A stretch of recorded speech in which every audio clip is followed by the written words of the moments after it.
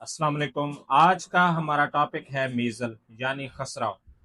तो बच्चों में जो खसरा की बीमारी है वो आजकल बहुत ज़्यादा देखने को मिल रही है, क्योंकि ये जो सीज़न है ये खसरा के लिए फेवरेबल है और आगे बारिशें भी आ रही हैं, तो उसके लिए हमें अपने आप को इमरजेंसी के तौर पे तैयार भी करना है।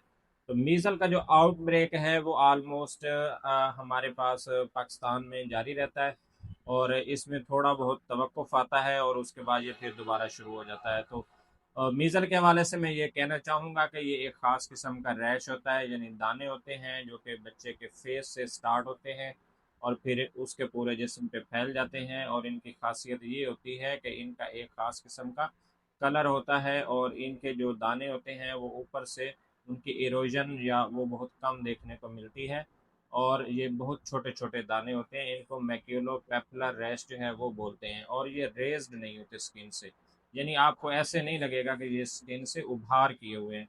तो मेरी जो वीडियोस हैं वो ज़्यादातर लेमैन के लिए होती हैं या उनके लिए होती हैं जो नॉन मेडिकल शोबा से ताल्लुक़ रखते हैं, ताकि वालदैन को ये सारी वीडियोस समझ आ जाएं।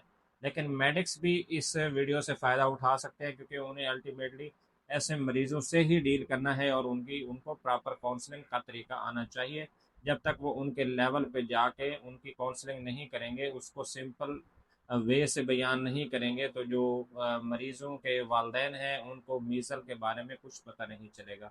तो मीज़ल के रैश के बारे में मैंने आपको बताया, साथ में फ़ीवर हो सकता है, रनी नोज़ हो सकता है, कफ़ हो सकती है, और इसके अलावा बच्चे को सांस का यानी छाती का मसला जो नमूनिया वगैरह है वो डेवलप हो सकता है। और इसकी जो कॉम्प्लिकेशन है, पेचीदगियाँ हैं, उनमें मीज़ल जो है दिमाग पर भी असर कर सकता है और दीगर अज़ा पर भी ये असर कर सकता है। बच्चा अल्टीमेटली सेप्सिस में जाकर यानी पूरे जिस्म में जहर का जरासीमों का फैल जाना और वहाँ से मल्टी आर्गन फेलियर यानी तमाम अज़ा का काम करना बंद कर देना शामिल है।